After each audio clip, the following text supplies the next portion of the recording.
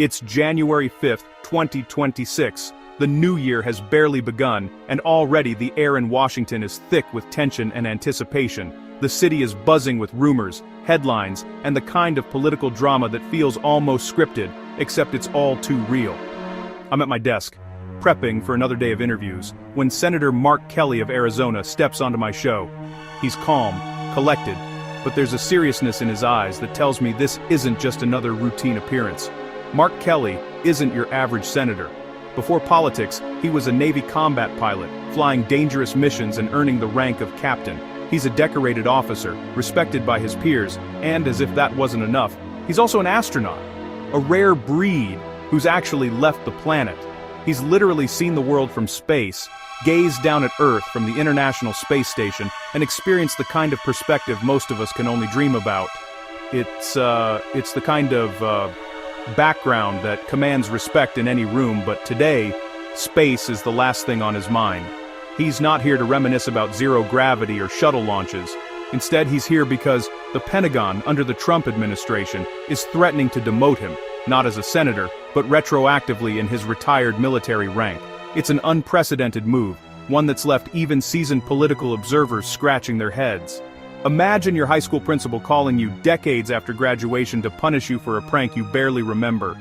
That's how bizarre and surreal this situation is. It's the kind of thing you'd expect in a dark comedy, not in the halls of American power. So why is this happening? Because Kelly, along with other veteran lawmakers, released a video reminding service members of a fundamental truth. You don't have to obey illegal orders. It's a message rooted in the very foundation of military ethics and American law. That simple reminder triggered a political meltdown. Presidential rants on social media, threats from the Department of Defense, and a national debate erupting over free speech, military duty, and the boundaries of authority. Suddenly, the country is watching a constitutional crisis unfold in real time. Overnight, a decorated war hero and sitting senator finds himself on national television, forced to explain why his own government is targeting him for upholding the very Constitution he swore to defend. The stakes couldn't be higher. This isn't just a personal vendetta, it's a fight over a core American principle. The idea that loyalty to country means loyalty to its laws and ideals, not to any one leader. The whole thing feels like a Kafka novel, if Kafka had Twitter and a love for exclamation points. It's surreal, absurd, and yet, it's happening right before our eyes, amplified by every tweet and headline. What we're witnessing is a battle between a man of service, someone who's risked everything for his country, and an administration demanding absolute, unquestioning loyalty, no matter the cost. And it raises a serious, urgent question. Where do we draw the line between duty and blind obedience? At what point does following orders become a betrayal of the very values we're supposed to protect? This is more than a political spat. It's a test of our democracy's stability, a moment that will echo for years to come. The outcome will shape not just one man's legacy, but the future of American civil-military relations. Let's dig in. Let's rewind to November 18, 2025, a day that would soon be etched into the political memory of the nation. The country was already on edge, with rumors swirling and tensions running high in Washington. Newsrooms buzzed with speculation, but no one quite expected what was about to unfold. On that day, Senator Kelly, joined by 5 other seasoned lawmakers, each with decades of public service, stepped in front of the cameras and released a video statement that would ripple far beyond Capitol Hill. There was no Hollywood glitz, no dramatic music, just a plain, direct message aimed squarely at the men and women in uniform. You are not obligated to follow unlawful orders. The video was simple, but its message was powerful, echoing through barracks and bases across the country. This wasn't some radical new idea. It's a fundamental principle of military law, enshrined in the Uniform Code of Military Justice, and rooted in the lessons learned from the Nuremberg trials after World War II. The message was clear: legality matters. Even in the chain of command, the lawmakers felt this reminder was urgently needed. The political climate was fraught with anxiety, and there were growing fears that the military could be pressured into actions that crossed legal or ethical lines. Their video was a preemptive safeguard, a warning against repeating history's mistakes. Their message was simple, but profound. Your oath is to the Constitution, not to any single leader or political party.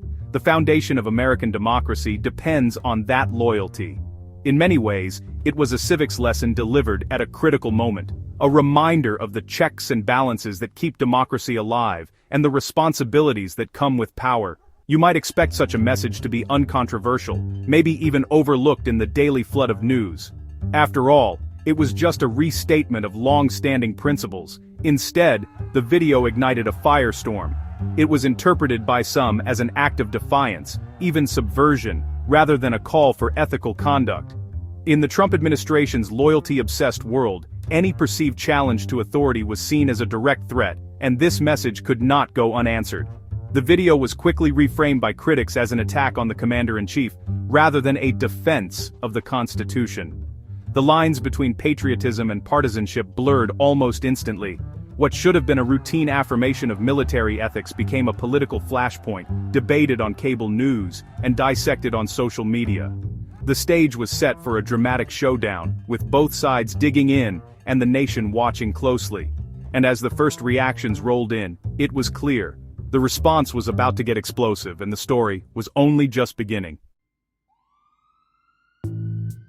Just 2 days after the video made waves across the country, President Trump finally responds, but not with a carefully worded press release or a formal address from the Oval Office. Instead, he takes to his favorite platform, Truth Social, and fires off an all-caps post that instantly grabs the nation's attention. In this post, he accuses 6 lawmakers of seditious behavior, punishable by death, words that echo with the weight of history and the threat of the ultimate penalty.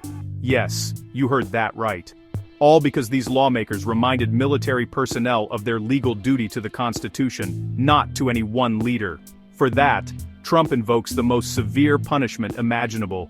The escalation is so over the top, it borders on the surreal, like getting a parking ticket and being threatened with the electric chair. The comparison is almost laughable if it weren't so serious.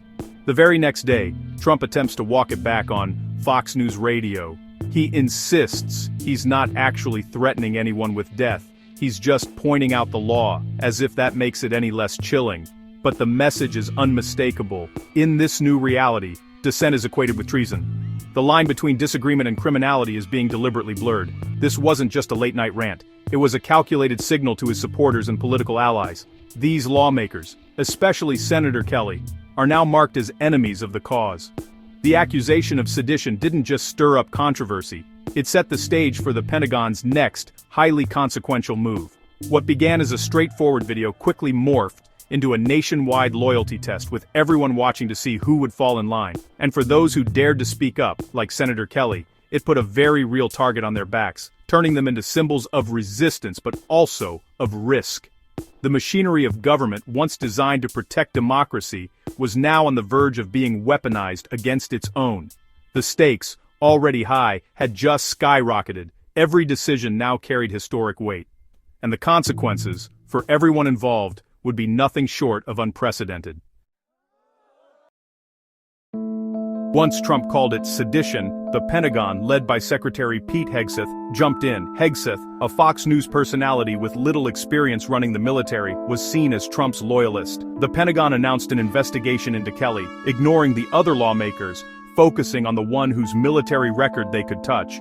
This was political retribution, not a real personnel issue. On January 5th, the same day as Kelly's TV appearance, Hegseth announced Kelly would be censured and proceedings to demote him in retirement had begun. No court-martial, but still an unprecedented move, stripping a political opponent of military honors for stating a basic fact of military law. The Pentagon was being used as a political weapon. The message, "Speak out, and your service record is fair game." This was a direct assault on the principle of an apolitical military. Senator Kelly didn't back down. On my show, he was calm, resolute, and clear. "I'll fight this demotion with everything I have." He wasn't just defending himself, he was defending a principle. Kelly called out the administration's yes men and saw the move as pure political retaliation. He warned, if they can do this to a senator and decorated veteran, what message does that send to every service member? It tells them, stay silent, follow orders, and put loyalty to a leader above the Constitution. That's dangerous for democracy. Kelly's criticism of Hegseth as the most unqualified Secretary of Defense was more than personal. It was a warning about politicizing the military. His stand turned a personal attack into a public lesson on checks and balances. This was a fight for the rule of law, not just one man's honor. Can the Pentagon really demote a retired officer who's now a senator for something he said as a civilian? Legally, it's shaky at best. The process, officer-grade determination, is meant for misconduct during active service, not for political speech years later. The Pentagon isn't accusing Kelly of any crime while in uniform. Their complaint is about a video he made as a senator. Using this process for post-retirement speech is a legal stretch, bordering on abuse. The rules don't fit the alleged offense. This isn't justice, it's a political show trial. Retroactive demotions are rare and serious. They're for criminal acts like fraud or assault discovered after retirement, not for political disagreements. One general was demoted after a rape conviction, his entire career tainted by his crime. Other cases involve financial fraud or major ethical breaches while in uniform. The logic knew evidence of past misconduct, not post-retirement speech. Mark Kelly's offense was stating military law on video. Comparing that to criminal acts is a moral outrage. This is a blatant abuse of a process meant for real misconduct. Why should you care? Because this isn't just about Kelly's rank, it's about the kind of country we want. If a senator and war hero can be targeted for speaking out, what about everyone else? The message "step out of line, and the government will punish you." That chills free speech and undermines democracy. We need military leaders to speak freely, and service members to question unlawful orders. This case threatens to silence those voices, replacing integrity with fear. If the government can punish political speech here, where does it stop? This is a test of our institution's strength against political abuse. The outcome matters for all of us. I called the administration's actions a sign of fragility and fear, and I stand by it. Strong leaders don't threaten critics or weaponize service records. This is the behavior of a weak administration terrified of dissent. The fight over Kelly's rank is a microcosm of a larger struggle for American democracy. One vision upholds the rule of law and moral courage. The other demands loyalty to a leader and punishes dissent. This case forces us to choose: do we protect free speech and the Constitution, or do we let power silence us? Whether Kelly keeps his rank may seem small, but the principle is huge. The fight is for everyone who believes your voice shouldn't be silenced by fear. That's the real battle at stake.